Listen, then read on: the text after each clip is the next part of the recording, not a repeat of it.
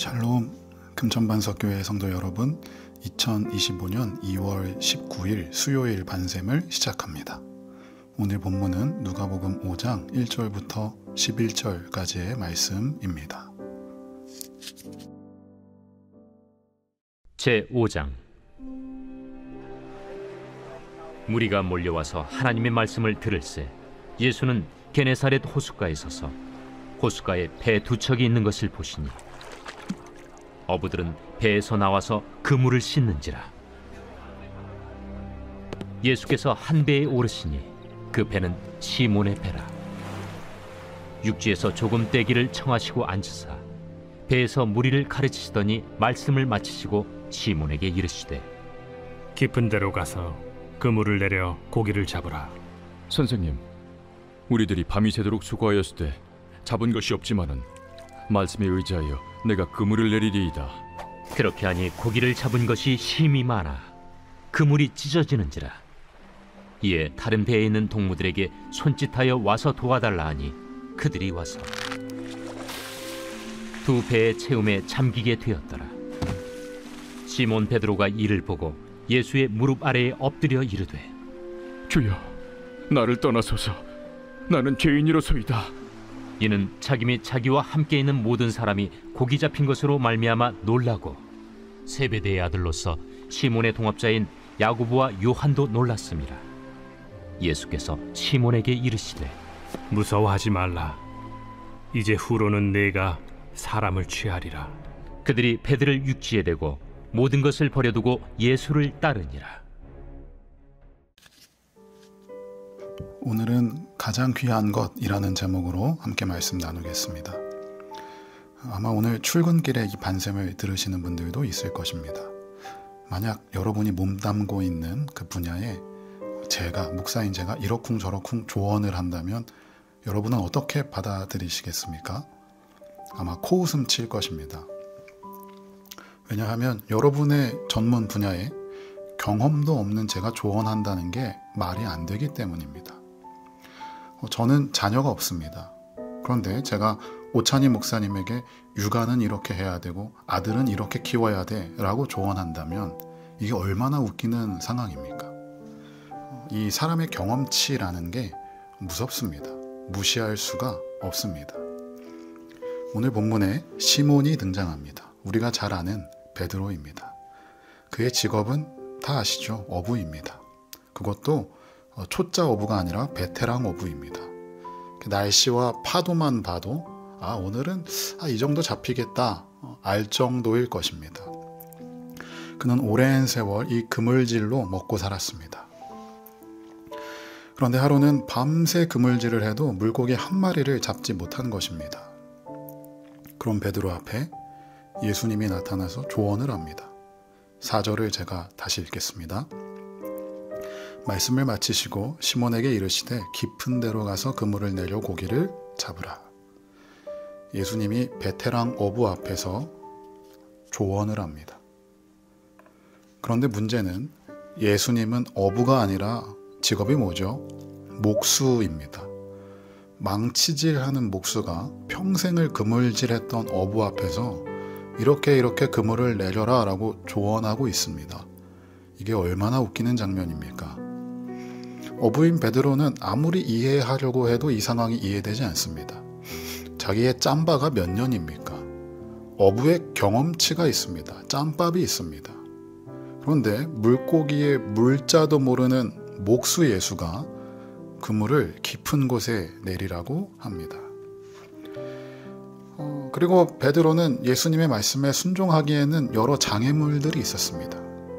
베드로가 뭐 하고 있었습니까? 2절을 보시면 그물을 씻고 있습니다. 그물을 씻는다는 건 영업 종료했다는 것입니다. 만약에 다시 나가면 또 돌아와서 그물을 또 씻어야 합니다.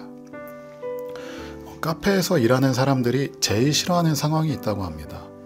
문 닫기 직전에 손님이 헐레벌떡 뛰어와서 블루베리 요거트 스무디를 시키면 굉장히 뜨악한다고 합니다. 왜냐하면 얼음도 또 갈아야 되지, 믹서기에 갈아야 되지, 설거지 거리가 어마어마하게 다시 생기기 때문입니다. 마찬가지로 베드로도 영업 종료했습니다. 문 닫았습니다. 그물 다 씻었습니다. 이 그물 씻는 것만도 오래 걸릴 것입니다. 그런데 예수님이 또 나가랍니다. 그리고 당연히 육체적으로도 지쳐 있습니다. 밤새 잠 한숨 자지 못하고 그 파도와 함께 그 바람과 함께 싸우며 많이 지쳤을 것입니다. 무엇보다 이 예수님의 가당치도 않은 명령을 베테랑 어부답게 조목조목 반박할 수 있었을 것입니다. 깊은 곳에는 물고기가 없습니다. 아침에는 물고기가 없습니다. 그러나 베드로는 순종합니다. 무엇에 의지하여 순종합니까? 그 예수님의 말씀에 의지하여 순종합니다. 자신의 어부로서의 경험, 지혜, 판단력, 모든 것들을 이 말씀 앞에 내려놓습니다. 우리는 살아가면서 참 많은 노하우들이 쌓입니다.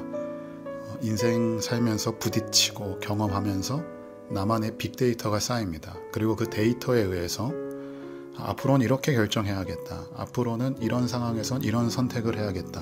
삶의 방향이 결정됩니다.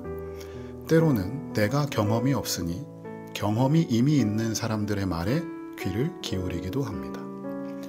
지금 반샘을 듣는 분 중에 어린 자녀를 키우시는 분도 있을 것입니다.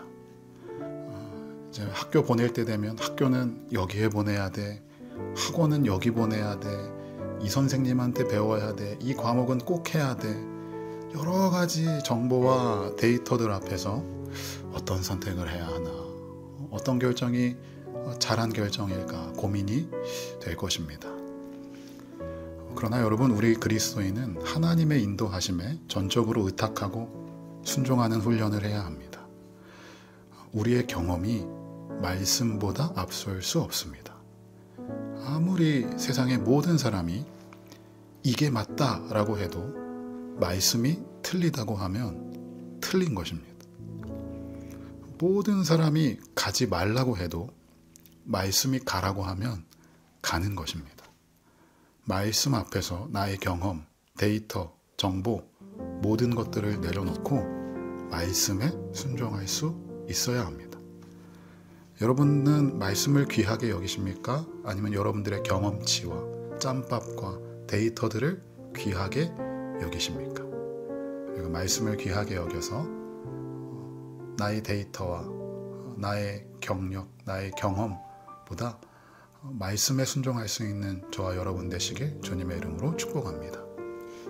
그렇게 베드로가 말씀에 순종합니다. 그랬더니 그 베테랑 어부로서의 그 경험으로는 상상할 수 없는, 자신의 머리와 지혜로는 상상할 수 없었던 기적이 일어납니다. 물고기가 너무 많이 잡혀서 그물이 찢어질 정도인 것입니다. 주변 동료들이 와서 도와줘야 할 정도입니다. 6절과 7절을 제가 읽겠습니다. 그렇게 하니 고기를 잡은 것이 심히 많아 그물이 찢어지는지라. 이에 다른 배에 있는 동무들에게 손짓하여 와서 도와달라 하니 그들이 와서 두 배의 채움에 잠기게 되었더라. 자, 우리는 여기까지만 읽기를 원합니다. 예수님의 말씀에 순종했더니 기적이 일어나서 안 잡히던 물고기가 가득 잡혔네. 말씀에 순종했더니 망해가던 사업이 살아났네. 말씀에 순종했더니 자녀가 완전 좋은 대학에 들어갔네. 우리는 딱 여기서 멈추고 싶어 합니다. 그러나 오늘 본문은 여기서 끝나지 않죠. 그 뒷이야기가 있습니다. 7절부터 11절까지 보시면 변화되는 것이 세 가지 있습니다. 먼저 베드로라는 이름이 등장합니다. 여러분 눈치채셨을진 모르겠지만 1절부터 7절까지는 계속 시몬이라고만 합니다. 그러다가 8절에 처음 시몬 베드로가, 베드로라는 이름이 등장합니다. 이것은 베드로가 삶의 중대한 전환을 맞이하고 있음을 나타내는 것입니다. 그리고 두 번째 변화가 있습니다. 그 베드로가 예수님을 향해서 주여라고 외칩니다. 8절을 제가 다시 읽겠습니다. 시몬 베드로가 이를 보고 예수의 무릎 아래에 엎드려 이르되 주여 나를 떠나소서 나는 죄인이로소이다 하니. 여러분 또 눈치채셨을진 모르겠지만 앞에 보시면 1절부터 7절까지 보시면 베드로는 예수님을 선생님이라고만 합니다. 그런데 이 기적을 계기로 무릎을 꿇고 그 선생님, 그 예수님에게 주여라고 고백합니다. 그리고 가장 큰 변화가 무엇입니까? 마지막 세 번째 11절입니다. 그들이 배들을 육지에 대고 모든 것을 버려두고 예수를 따르니라. 방금 전까지 어마어마하게 잡은 물고기들이 있을 텐데 그 모든 것을 버립니다. 자기의 생업을 다 버리고 예수님을 따라갑니다. 우리는 말씀에 순종했더니 물고기를 많이 잡았더라 여기까지만 원합니다. 그런데 주님이 원하는 것은 무엇입니까? 그것마저도 버리고 주를 따르는 것입니다. 왜 그렇습니까? 그 많이 잡힌 물고기, 그 기적은 주님 안에 있기 때문입니다. 물고기가 대박이 나고 내가 하는 사업과 직장이 대박이 나고 안 나고가 중요한 게 아니라 베드로에게 가장 귀한 것은 예수님, 주님이 되었습니다. 주님 안에 기적이 있고 주님 안에 대박이 있고 주님 안에 모든 게 있는 것입니다. 그래서 모든 걸 버리고 주님을 따를 수 있는 것입니다. 여러분, 밸런스 게임을 한번 하겠습니다. 두 가지 중에 하나 선택하십시오. 예수님 따라가기 대 100억 일시불로 받기.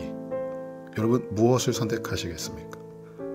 고민도 없이 100억을 선택하셨나요? 자, 그러면 질문을 바꿔보겠습니다. 100억 받고 내일 죽기 대 100억 안 받고 내일 살기. 여러분, 전자입니까? 후자입니까? 아마 대부분이 아니죠. 모든 사람이 100억 안 받더라도 내일 살 것입니다. 여러분, 여기서 우리는 알고 있습니다. 100억보다 중요한 건 생명입니다. 여러분, 그 생명이 예수님 안에 있습니다. 예수님 안에 모든 것이 있습니다. 그래서 세상의 모든 것을 버리고 예수를 따라가도 그것은 결코 손해가 되지 않습니다. 베드로가 자기 생업을 버리고 예수를 따라갔다. 그러니 여러분도 직장과 모든 걸 버리고 먹고 사는 걸 버리고 교회에 충성하고 주님을 따라가라. 이 얘기가 아닙니다. 여러분에게 가장 귀한 것은 무엇입니까? 여러분은 무엇을 귀하게 여기십니까? 내 안에 가장 귀한 것이 무엇입니까? 여러분에게 가장 귀한 것이 예수님이 되시기를 주님의 이름으로 축복합니다. 그리고 오늘 하루도 그 예수님이 가신 길을 따라갑시다. 물고기 많이 잡힐 수도 있습니다. 그러나 안 잡힐 수도 있습니다. 건강할 수도 있습니다. 그러나 질병 가운데 있을 수도 있습니다. 자녀의 문제가 잘 풀릴 수도 있습니다. 그러나 가는 족족 막힐 수도 있습니다. 그러나 그건 부수적인 문제입니다. 우리 삶의 모든 것이 예수님 안에 있습니다. 생명이 예수님 안에 있습니다. 부수적인 것에 나의 모든 걸 쏟지 마시고 예수 따라가는 것에 우리의 생명을 바치고 오늘도 예수를 내 안에 가장 귀한 것으로 여기시는 여러분 되시기를 주님의 이름으로 축복합니다. 우리 시간 함께 기도하겠습니다. 이 시간 기도할 때 주님, 나도 주님을 따라가길 원합니다. 내 안에 가장 귀한 것, 예수 그리스도, 그 예수님만 따라가길 원합니다. 이 세상의 것들, 다른 부수적인 것들에 내 마음을 뺏기고 그것을 귀하게 여기는 것이 아니라 말씀을 귀하게 여기고 말씀이 내 삶의 기준이 되고 예수 안에 모든 것이 있음을 깨달아 온전히 오늘 하루도 예수 따라가는 나의 하루, 내 안에 가장 귀한 것은 오직 예수라는 고백이 우리 입술에 넘쳐나게 하여 주시옵소서라고 우리 시간 함께 각자의 자리에서 같이 기도하겠습니다.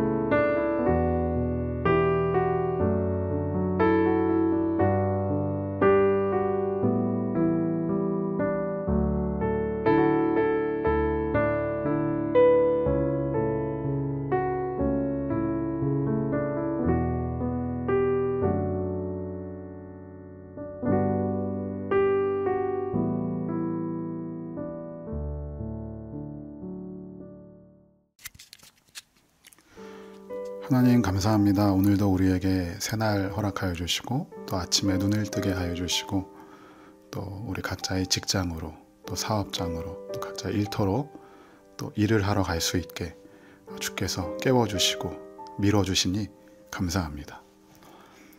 하나님, 우리는 여러 가지 나의 경험과 나의 판단과 나의 노하우로 이 거친 세상을 살아내려고 합니다. 그러나 주님, 나의 경험치도 안 먹히는 때가 있습니다.